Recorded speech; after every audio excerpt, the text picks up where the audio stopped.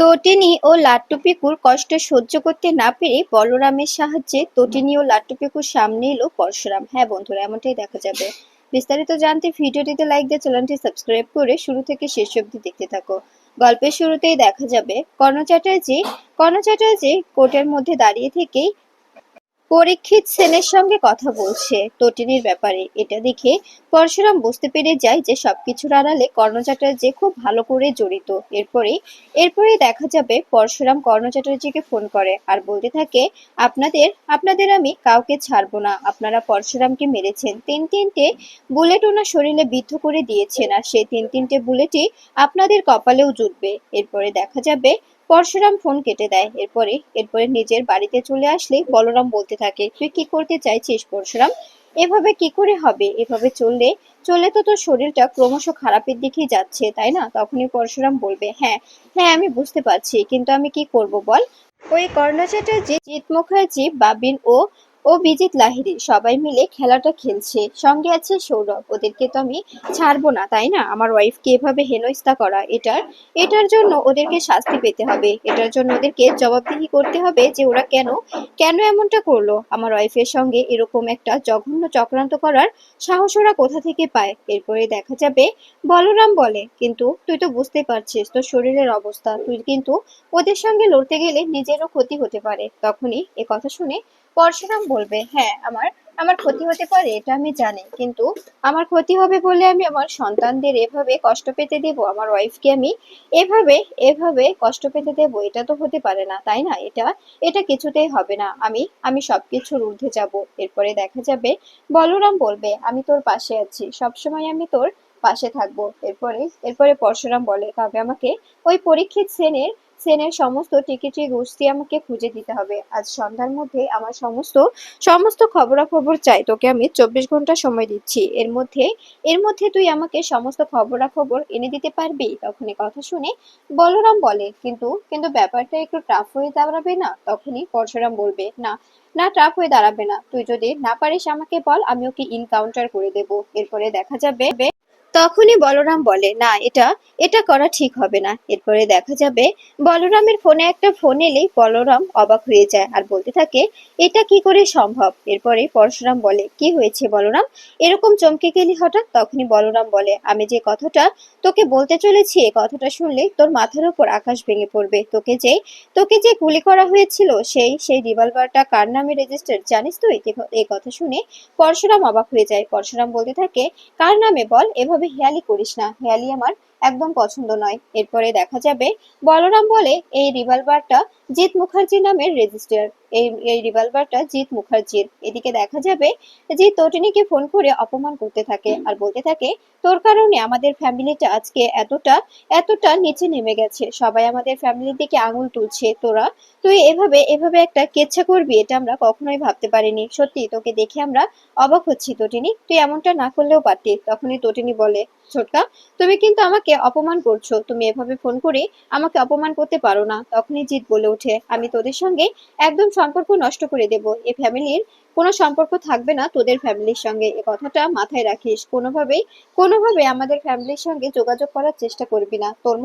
তোর মতো নোংরা জঘন্য মেয়ের সঙ্গে আমরা কোনো সম্পর্ক রাখতে চাই না। তোর কারণে আজকে আজকে আমাদের ফ্যামিলিটা কলঙ্কিত হয়েছে। আমাদের ফ্যামিলির একটা রেপুটেশন আছে, আমাদের একটা নাম আছে, আর সেটাতে কালি লাগাতে তুই দুবারও ভাবিসনি। এ কথা শুনে তটিনী বলতে থাকে, ছোটকা এবার কিন্তু বাড়াবাড়ি হয়ে যাচ্ছে। তুমি যে কথাগুলো বলছো সেগুলো কিন্তু পুরোপুরি ভিত্তিহীন। তুমি আমার সঙ্গে এভাবে কথা বলতে পারো না, তোমার কোনো রাইট নেই, তোমার এরকম করে কথা বলার কোনো অধিকার নেই আমার সঙ্গে। আমি আমি তোমাদের বাড়িতে আগে অনেক দিন হয়েছে যাইনি, কিন্তু তোমরা নিজেরা এসে আমাকে তোমাদের বাড়িতে ফেরাতে চেয়েছিলে, তোমাদের সঙ্গে মিশাতে চেয়েছিলে, তোমরা এসেছিলে আমার সঙ্গে মিশতে, আমি নয়। কিন্তু তোমরা জানো না যে আমার এই ছোট্ট ফ্ল্যাটটিতে আমি কতটা সুখে ছিলাম। সেই সুখে নজর পড়েছে তোমাদের। তোমরা ইচ্ছে করে আমার সুখটা নষ্ট করতে উঠে পড়ে লেগেছো। তুমি কর্ণ চ্যাটার্জি, বাবিন মুখার্জি, সৌরভ, তারপরে ওই বিজিত লাহিড়ী, এ সবাই মিলে আমার সুখের সংসারটা ভেঙে দিতে চাইছো। সবাই মিলে আমাকে এভাবে অপদস্থ করছো। তো আমি তোমাকে চ্যালেঞ্জ করছি, আমি এই গোলচক্কর থেকে অবশ্যই বেরিয়ে আসবো। আমি এই গোলকধাঁধা থেকে অবশ্যই বেরোবো। সেদিন আমি তোমাদের সবাইকে দেখে নেব। তোমরা কেউ পার পাবে না। আমি তোমাদের সবাইকে একদম বুঝিয়ে দেবো যে তটিনী গাঙ্গুলি কতটা কতটা ডেঞ্জারাস হতে পারে। এ কথা শুনে দেখা যাবে জিৎ হাসতে থাকে আর বলতে থাকে, সত্যি তটিনী, তুই যে কথাগুলো বললি পুরোটাই ভিত্তিহীন। তোর কথাগুলোর কোনো মানে হয় না। কারণ কারণ তুই তো আর বেরোতে পারবি না। তোকে চারপাশ থেকে এমন ভাবে ঘিরে নিয়েছে, তুই এবার এবার কিছুতেই নিজেকে নির্দোষ প্রমাণ করতে পারবি না। আর আর তোর স্বামী থাকলে যেটুকু সম্ভাবনা ছিল, তোর তো স্বামী নেই, তাই না? তুই নিজের হাতে খুন করেছিস। কি দোষ ছিল ছেলেটার? তুই যদি ওকে নাই ভালোবাসতি, ওকে ছেড়ে দিতি, দিয়ে পরীক্ষিতের সঙ্গে বিয়ে করতি, তবে এভাবে ছেলেটাকে কেন মেরে দিলি বল? বাচ্চা দুটোর দিকে তাকাতে পারলি না তুই একবারও? তখন এই কথা শুনে তটিনী বলে, তুমি কিন্তু বাড়াবাড়ি করছো ছোটকা। তুমি খুব ভালো করে জানো যে আমি আমি ওকে মারিনি। আর আমি এটা ভালো করেই জানি যে এই সবকিছুর পেছনে কোনো না কোনোভাবে তোমার মস্তিষ্ক কাজ করেছে। তুমি এই সবকিছুর পেছনে কোনো না কোনোভাবে জড়িত আছো। তুমি এই সবকিছুর পেছনে অবশ্যই আছো, আর সেটা আমি প্রমাণ করে দেব। তোমরা যে মিথ্যে নাটকটা সাজিয়েছো, সবাইকে আমি শিক্ষা দেব। এ কথা বলেই ফোনটা কেটে দেয় তটিনী। এরপরে লাট্টু পিকু বলতে থাকে, মাম্মি, কে ফোন করেছিল? আমাদের প্রচন্ড ভয় লাগছে। আমরা আমরা কি আর স্কুলে যাব না? আমাদের কি আর পড়াশোনা হবে না মাম্মি? আমরা পড়তে চাই, আমাদের একটা ভবিষ্যৎ আছে। এভাবে আমরা পড়াশোনা বন্ধ করে বসে থাকলে কি করে হবে? আমাদের ফ্রেন্ডসরা সবাই পড়াশোনা করছে, সবাই স্কুলে যাচ্ছে, সবাই সময় মতো পড়াশোনা করছে, হোমওয়ার্ক করছে, সবকিছু। কিন্তু আমরা আমরা কিছুই করতে পারছি না মাম্মি। আমাদের কি হবে? আমরা কোথায় যাব? কি করব? পা কি সত্যিই ফিরবে না? সবাই যে বলছে পা আর আমাদের মাঝে নেই। এদিকে পরশুরামকে শীতল বলছে, তুমি এসেছো? এরপরে পরশুরাম বলে, হ্যাঁ এসেছি শীতল। তখনই শীতল বলে, আর কোর্টে কোর্টে কি হয়েছে আজকে, তুমি কি জানো? তখনই পরশুরাম বলে, না জানি না, কি হয়েছে? এরপরে শীতল বলে, তটিনীকে ওখানে খুব বাজেভাবে ফাঁসিয়ে দেওয়া হয়েছে। তটিনী খুব বাজেভাবে ফেঁসে গেছে। আর আর এটা সবার সামনে এসেছে যে ও ত্রিকোণ প্রেমের জারিতে তোমাকে খুন করেছে। কিন্তু আমি তোমাকে মরতে দিইনি, আমি তোমাকে বাঁচিয়ে নিয়েছি। আমি যদি তোমাকে না বাঁচাতাম, সেদিন তোমাকে আর ফিরে পাওয়া হতো না। এই বলেই পরশুরামকে জড়িয়ে ধরে শীতল। এরপরে পরশুরাম বলতে থাকে, শীতল, আমি তোমাকে বারবার বলেছি আমাকে টাচ করবে না। এই শরীর, এই অঙ্গ, সবকিছুর উপর অধিকার শুধুমাত্র একজনের, আর সেটা হচ্ছে তটিনী। তটিনী ছাড়া আমাকে কেউ টাচ করতে পারে না। আমার পুরো শরীরের উপরে শুধু একজনেরই অধিকার, আর সেটা হচ্ছে তটিনী গাঙ্গুলি, আমার ওয়াইফ। এ কথা শুনে শীতল বলে, তুমি তুমি আমাকে কেন এরকম করে কষ্ট দাও? তুমি কেন বুঝতে পারো না আমি তোমাকে কতটা ভালোবাসি? তুমি কেন কেন আমাকে এতটা দূরে ঠেলে দাও পরশুরাম? তখনই পরশুরাম বলে, আমি তোমাকে বারবার বলেছি শীতল, তুমি আমার কাছে কিছু আশা করো না। আমি তোমাকে কখনো কখনো আপন করে নিতে পারবো না। কারণ আমি আমার স্ত্রীকে প্রচন্ড ভালোবাসি। ওদেরকে ছাড়া আমি কখনো কখনো থাকতে পারবো না। তুমি কেন বুঝতে পারো না বলো? তুমি তো নিজের জীবনটা নতুন করে সুন্দর করে শুরু করতে পারো। আমার জন্য অপেক্ষা করে কেন নিজের জীবনটা এভাবে ধ্বংস করছো বলো? তখনই শীতল বলে, আমি আমি তোমাকে ছাড়া অন্য কাউকে আর নিজের জীবনে আনতে চাই না। আমি তোমাকে ভালোবাসি আর তোমাকেই চাই। আমি তোমাকে ছাড়া অন্য কাউকে নিজের জীবনের সঙ্গে জুড়তে পারবো না। এদিকে দেখা যাবে তটিনী লাট্টু পিকুকে বলছে, আমি তোমাদের খাবার রেডি করে দিয়েছি, তোমরা খাবারগুলো খেয়ে নেবে। আমি একটু বেরোচ্ছি। তখনই লাট্টু পিকু বলে, মাম্মি, কোথায় যাচ্ছ তুমি? কোথায় যাচ্ছ বলো? তখনই দেখা যাবে তটিনী বলে, আমি একটু তোমাদের স্কুলে যাচ্ছি। এরপরে লাট্টু কাঁদতে থাকে আর বলতে থাকে, মাম্মি, আমাদের কি আর কখনো পড়াশোনা হবে না? আমরা কি কখনো কখনো পড়াশোনা করতে পারবো না? স্কুলে যাব না আমরা? সবাই তো স্কুলে যায়। এই দেখো একটু পরে আমার ফ্রেন্ডসরা সবাই সবাই স্কুলের জন্য বেরিয়ে পড়বে, কিন্তু আমরা আমরা স্কুলে যেতে পারছি না। কেন মাম্মি?